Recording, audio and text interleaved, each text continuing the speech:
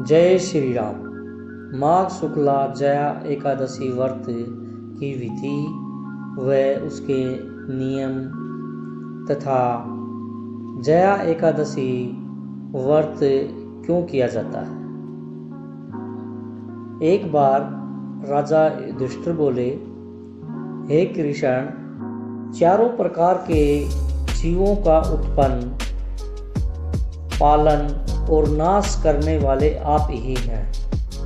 अब कृपया करके माघ शुक्ला एकादशी का वर्णन करें। उसका क्या नाम है और क्या विधि है। श्री कृष्ण जी बोले, हे राजेंद्र, माघ शुक्ल पक्ष में जया नाम की एकादशी प्रसिद्ध है। यह पवित्र एकादशी सब पाप और पिशाच योगियों को नष्ट करने वाली है। इसका व्रत करने से मनुष्यों को प्रेत योनि नहीं मिलती। इसकी सुंदर कथा जो पद्म पुराण में कही है उसे सुनिए। एक समय इंद्र स्वर्ग लोक में राज्य कर रहे थे। देवता उस मनोहर स्थान में सुख से निवास करते और अमृत पान करते थे। अप्सराएं उनका सेवन करती थीं। वहां क्लिप वृक्षों से सुशोभित प्रसन्नता से 50 करोड़ नायिकाओं से नृत्य कराया। वहां पुष्पदंत नामक गंधर्व गान कर रहा था।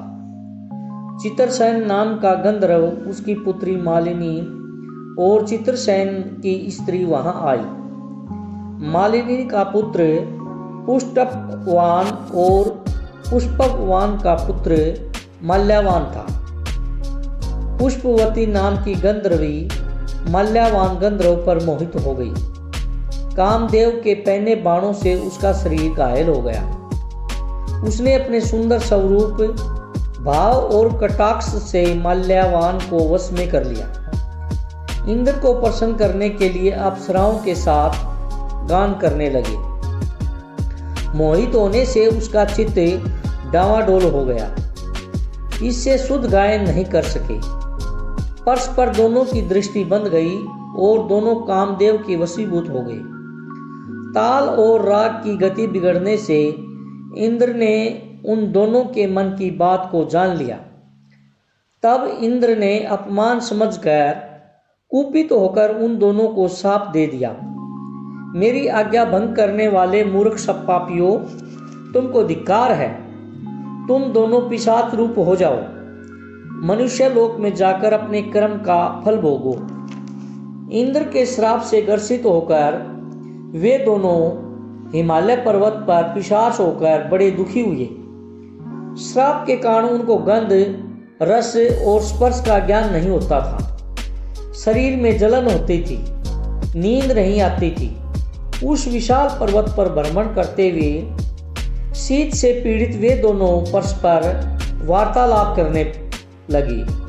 पिशाच शीत से पीड़ित होकर अपनी स्त्री से बोला, हमने ऐसा कौन सा दुखदायी पाप किया है जिस दुष्कर्म से हम दोनों को पिशाच योनि प्राप्त हुई।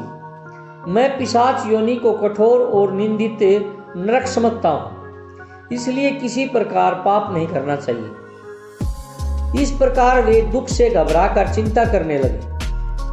दैव योग से माघ शुक्ला एकादशी आ गई। तिथियों में श्रेष्ठ जया नाम की प्रसिद्ध तिथि आ गई। उस दिन दोनों ने कुछ आहार नहीं किया। वे दोनों दुखी होकर पीपल के पेड़ के पास पड़े रहे। उसी तरह पड़े हुए उनको सूर्यास्त हो गया। रात हो गई। जाड़े से कांपने लगे और जड़ सरीखे हो गई। शरीर और भुजाओं से परस्पर आलिंगन किए हुए पड़े रहे। न नींद आई, न सुख मिला, न मथुन की इच्छा हुई। हे राजन, इस प्रकार इंद्र के श्राप से पीड़ित उन दोनों दुखियों की रात्रि बड़े कष्ट से व्यतीत हुई। परंतु एकादशी व्रत और रात्रि में जागरण करने से उन दोनों को व्रत के प्रभाव से जो फल मिला उसे सुनो। हे नृपते, जया एकादशी का व्रत करने से और विष्णु के प्रभाव से द्वादशी के दिन दोनों पिशाच योनि से छूट गए। पुष्पवती और माल्यावान पहले की तरह रूपवान, स्नेह युक्त और आभूषणों से सुशोभित हो गए। वे दोनों विमान में बैठकर इंद्रलोक को गए और इंद्र के सम्मुख प्रसन्नता से प्रणाम किया। उनको पहले की तरह देखकर इंद्र को आश्चर्य हुआ। इंद्र बोले कि किस पुण्य के प्रभाव से तुम्हारी पिशाच योनि दूर हुई? किस देवता ने तुझको मेरे श्राप से छुड़ाया? माल्यवान बोला, वासुदेव की कृपा से और जया एकादशी से हमारा श्राप मोचन हुआ है। फिर इंद्र बोला, एकादशी का व्रत और विष्णु की भक्ति करने से तुम पवित्र हो गए। जो मनुष्य शिव तथा विष्णु की भक्ति में लीन हैं, वे निसंदेह हमारे ही पूज्य और वंदनीय हैं। अब पुष्पति के साथ स्वर्ग में सुख से विहार करो। इसलिए जया एकादशी का व्रत जो कोई श्रद्धा से करता है, वह करोड़ों कल्प तथा बखुंट में आनंद करता है। जय श्री राम। पोस्ट अच्छी लगे तो सब्सक्राइब जरूर करें।